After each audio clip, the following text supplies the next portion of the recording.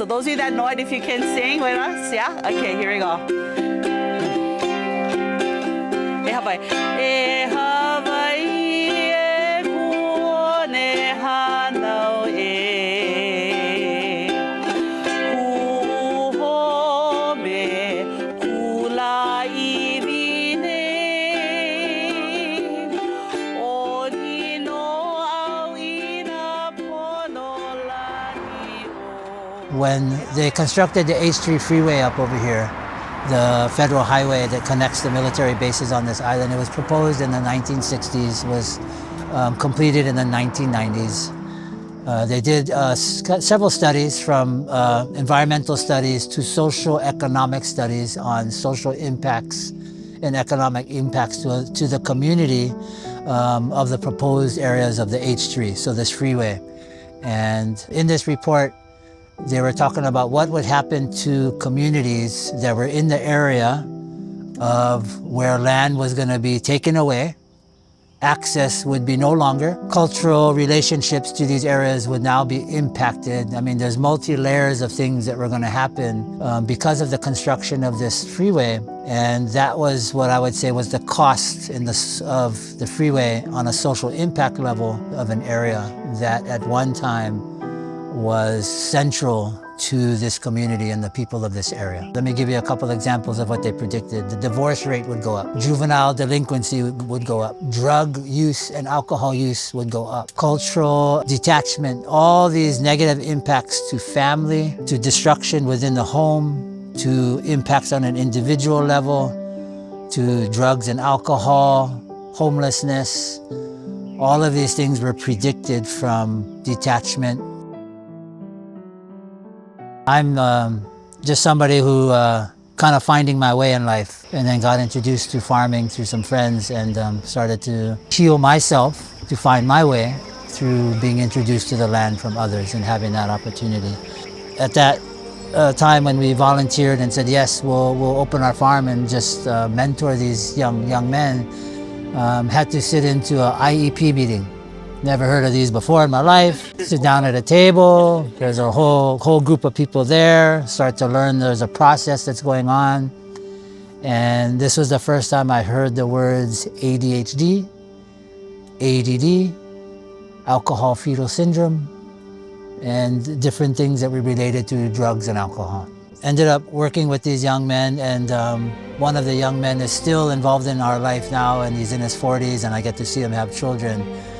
But the drugs and alcohol that he was introduced to affected him and still affects him for the rest of his life.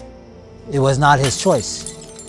Although he did drugs and alcohol when he became a teenager, introduced through his own family, he was born with that condition already.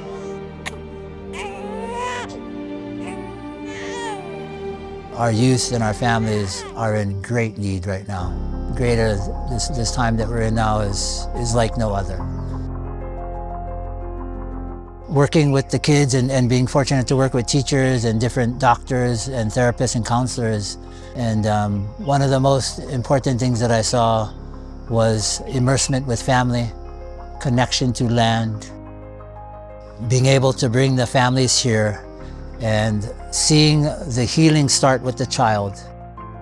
Without love, without the addressing of trauma and acknowledging certain things in these individuals' lives that were blocking them from progressing, they were going to stay in that hole forever. And it became very clear that my relationship with the schools and those that we were working with, the land, was a tool in bringing balance back to these youth.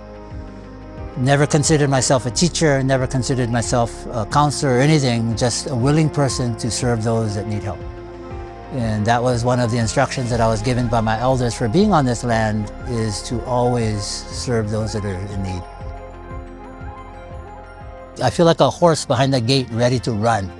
Open that gate so we can go. Give us the tools we all need to make it happen. Teachers try to make it happen. And without the support and acknowledgement from the admin and the BHS, we would rise, and then for some reason the program would fall apart. we are more than willing to try if they're willing to try. And that would start our connection. We'd connect with the school, connect with the teacher. There's a handful that wanted to give it a shot. Admin sat in the meetings fully supportive. Teachers get into a position to be able to communicate their trials, their challenges, what they're going to need to succeed. And this has happened several times throughout the years. And I've been fortunate that kids have come to the farm in waves. And what I mean by that is send us a group of kids that were in a little bit deeper need, and our reach would extend a little bit further. They'll spend nights with us. We'll spend a lot more time with them. And they end up spending 5, 6, 7, 8 years with us and connecting with our family. And we call that hanai. Hanai is to nurture and to care for.